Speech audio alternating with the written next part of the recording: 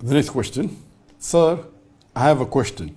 Is it permissible to open the Holy Quran on the phone without performing wudu? Open and read it?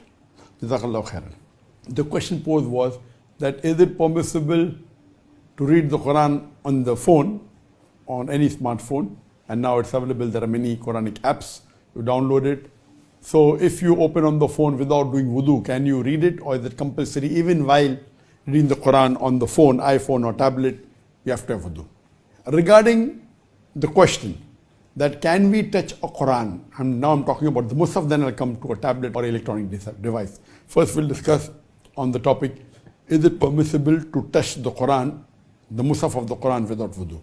There is a verse in the Quran where people normally quote of Surah Waqia, chapter 56, verse number 77 to 80, that none shall touch the Quran except those who are mutahhareen. Now this, people prove from this verse that because of this verse, the Quran is very clear cut. Allah says that no one can touch the Quran except in wudu, you have to be pure. This is a misconception. If you read this verse in the context of Nuzul Quran, whether you read Ibn Qasir or any of the tafasir, it says that this verse was revealed when people laid an allegation that the Prophet is receiving these messages from the Satan. The verse was revealed, none can touch it except those who are mutahhareen. Now this, what they're talking about touching, is not the Musaf of the Quran, it's talking about the tablet preserved.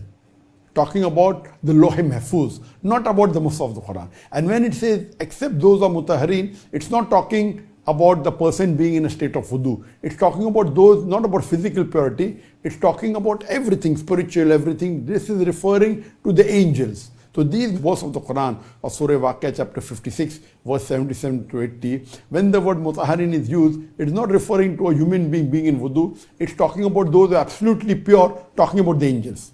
So anyone using this verse of the Quran to prove that you should be in wudu is totally wrong.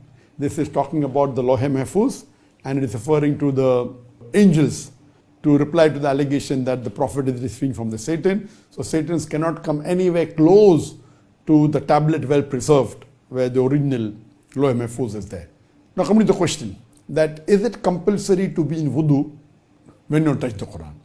There is no Quranic verse that tells you should be in wudu, but there is a hadith of the Prophet ﷺ that when he sent a letter to the people of Yemen, he said that none should touch the Quran except those who are pure. Now there is difference of opinion among the scholars whether is it fard for a person to be in wudu to touch the Quran. The majority of the scholars say yes, you should, because the word purity has 3 levels. That you should not be in najasat, and the Quran says that every mushrik is najas. Now here it's talking about impurity of soul, not impurity of body. So when they are saying that the mushrik is najas, means impurity of soul. That's one level of impurity. The second is if a person who is in janaba, he is in major impurity or ceremonial impurity. Even though he is called, he may not be in wudu, and if he is not in najasa, he is not in ceremonial impurity, if he is not ejaculated, if he didn't have a sexual intercourse, if the lady is not going under menstruation, then she is yet considered pure even if she is not in wudu, but that's called as the minor state of purity. And the third level is if you are not in wudu, if you are in wudu, then you are totally pure. That means you are not even in minor impurity. So 3 types of impurity. One impurity of kafir or a mushrik. The second is impurity of najasa because of menstruation or ejaculation. And third impurity is if you are not in wudu. So if you are not in wudu, then you are in minor impurity. If you are not in wudu, then you are in minor impurity. If you have done ejaculation or menstrual cycle or intercourse, then that's called a major impurity. So scholars differ. But the majority of the scholars say that you should be in wudu to. So the scholars differ. What did the Prophet mean when he said what type of purity he meant that you should be touching the Quran? So if it meant that purity only of the soul, that is referring to non-Muslims, or if it meant only purity from the major impurity, that is ejaculation or menstruation, that means, okay, fine, you can touch the Quran if you're not in wudu. If it meant that you should not be in minor impurity also, then you should be in wudu. So the majority of scholars say that you should be in wudu, but there are scholars who say there is no evidence, so being in wudu is not fard. But all agree it is mustab to be in wudu. So while touching the mushaf of the Quran, it is mustab to be in wudu. Some scholars say it is fard, some scholars say it's not fard, but those also who say it's not fard, they do agree it should at least be mustab. And scholars agree unanimously that if you are in major impurity, if you are in najasa, or if you are have an ejaculation or intercourse, then you should not touch the Quran physically.